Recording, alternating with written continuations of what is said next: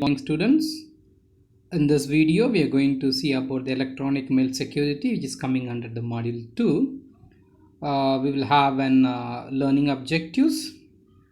So in this module it's going to cover operations of pretty good privacy protocol, an overview of multi-purpose internet mail extension, and after completion of this module we are able to understand the functionality of secure multi-purpose internet mail extension SMIME, and we can understand the security threats what SMIME is going to address, and the key functionality components of the internet mail architecture, and finally we can understand about the role of domain key identified mails.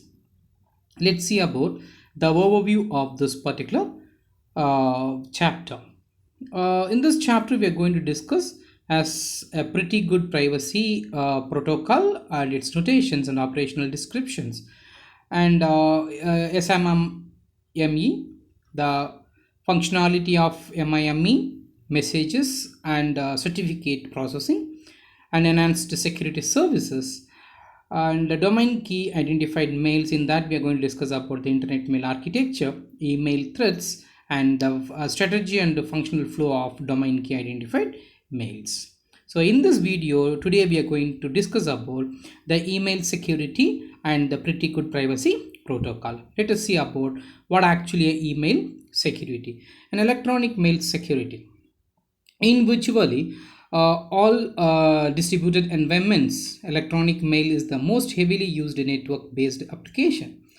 Users expect to be able to send emails to others who are connected directly or indirectly to the internet, regardless of the host, operating system or communication suits. With the exploitedly growing reliance on email, there grows a demand for authentication and confidentiality services.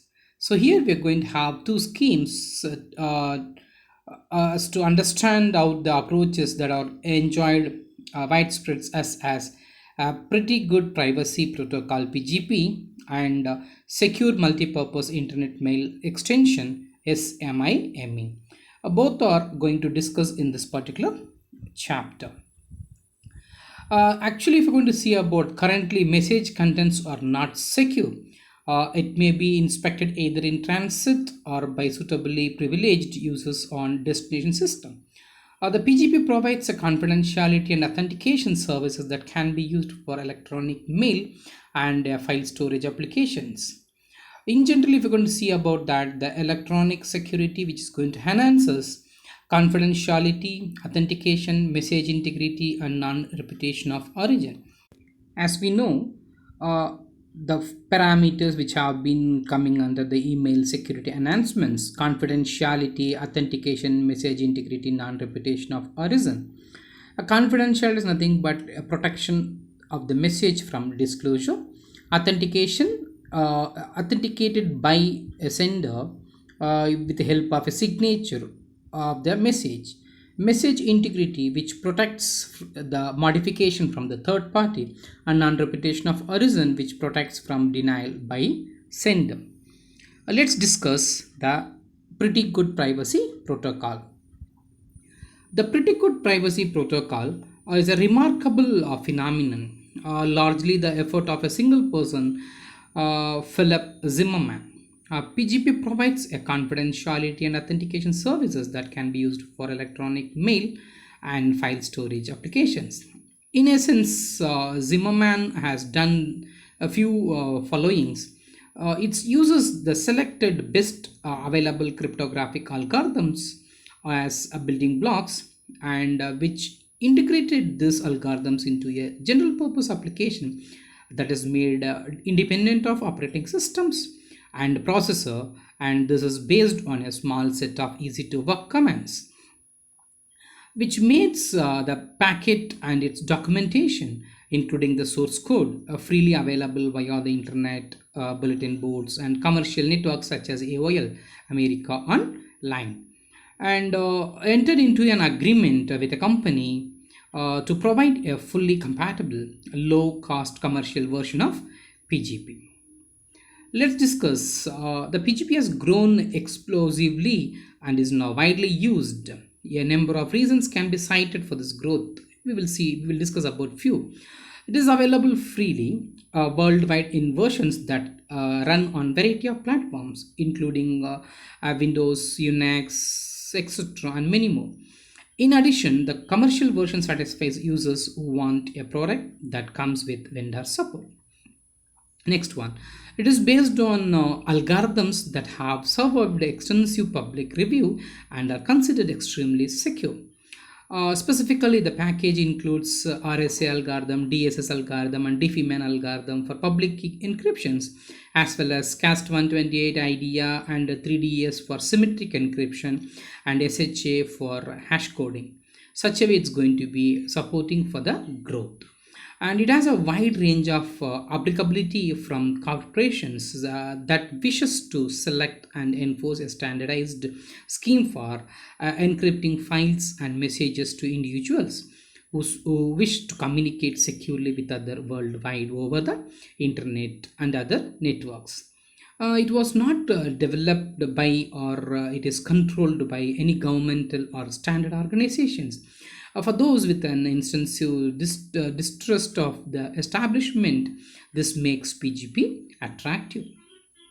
PGP is now on Internet Standard Track RFC 3156, which is going to be called as an MIME security with Open PGP. And nevertheless, PGP still has an row of an anti-establishment endeavor.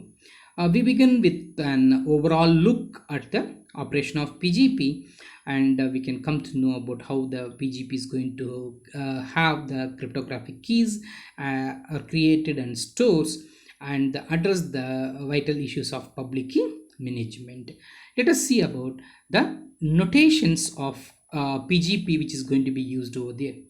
Most of the notations used in this particular PGP has been used before in some other cryptographic operations, but a few terms are new. It is perhaps best to summarize those at the beginning. The following symbols are used in this particular PGP.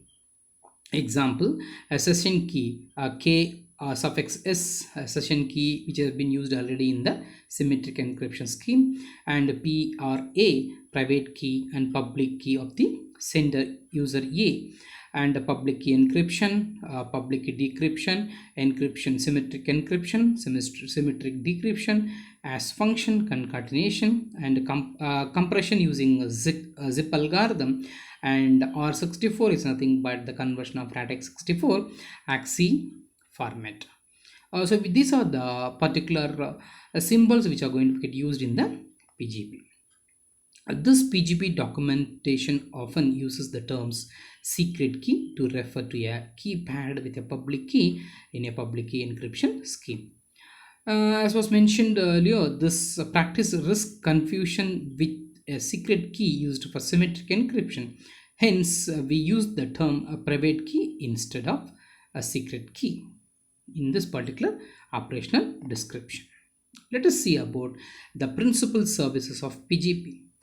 The actual operation of PGP as opposed to the management of keys, which are consisting of five different services, as authentication, confidentiality, compression, email compatibility, and segmentation. Let's see the one by one. What is actually the PGP authentication operation? The figure illustrates the digital signature service provided by the PGP. This is the digital signature scheme. Already we have come across in the, particular CCN computer networks, and the same can be get used over there to explain about the PGP operation. So here if you're going to see about that, the sender creates the message. The sender creates the message and makes SHA-1 160 bit of hash code, and this hash code is going to be get encrypted with a private key, and that is going to be concatenated again with the message, which is going to give a compressed data that's going to be called as zip data, which is going to be get presented over there. That is going to be get transmitted and at the destination site, which is going to be decompressed, and the message is going to be consisting of the encrypted data, and the message is going to be there, and the receiver is going to decrypt the particular data with its public key, and is going to take the hash value of that particular, and both are going to be compared over there. The comparison satisfies, the message will be get delivered to the particular person. Here the authentication of this particular sender. So this sequence, the working operation sequence, may be described as: the sender creates a message, the SHA-1 is used to generate a 160-bit of hash code of the message. The hash code is encrypted with an RSA using the sender's private key, and the result is appended to the message. The receiver uses RSA with the sender's public key to decrypt and recover the hash code. The receiver generates a new hash code for the message and compares it with the decrypted hash code. If two matches, the message is acceptable as authenticate.